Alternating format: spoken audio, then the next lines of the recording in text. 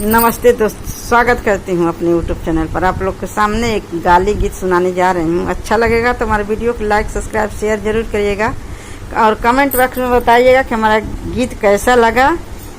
चलते सुनाते हैं। रात सुननी समाधि साले को खांसी आइल। रात सुनली समाधि साले को खांसी आइल। रात सुनली समाधि साले को खांसी आइल। रात सुनली समधि के बहिनी के सिनवा पर दूध थैली। एक में लवंग इलायची अदरक भरी, एक में गरी छोहड़ा मोना का भरी। उहे खा ले समाधि साले फायदा करी। उहे खाई ले समाधि साले फायदा करी। उहे खाई ले। रात सुनली भसुर साले को खांसी आइल। रात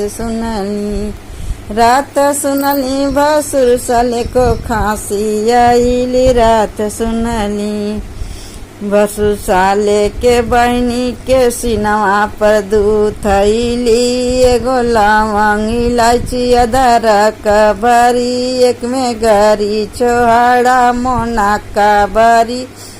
उहे खाई ले भसुर साले फायदा करी। उहे खाई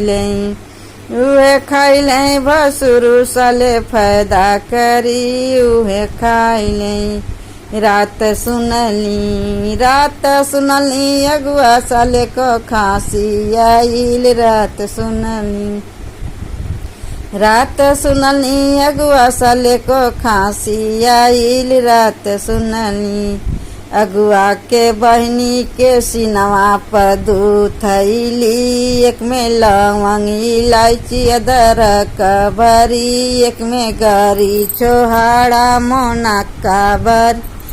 उहे खाई ले अगुआ साले फायदा करी। उहे खाई ले अगुआ साले फायदा करी। उहे खाई ले। रात सुनली बतिया सालन के खांसी आइल। रात सुनली बतिया साले को खांसी आइल। रात सुनली बतिहन साले के बहन के सिनवा पर दूध थैली। एक में लवंग इलायची अदरक भरी, एक में गरी छोहड़ा मोना का भरी। उहे खा ले बतिया साले फायदा करी। उहे खाई ले बतिया साले फायदा करी। उहे खाई ले।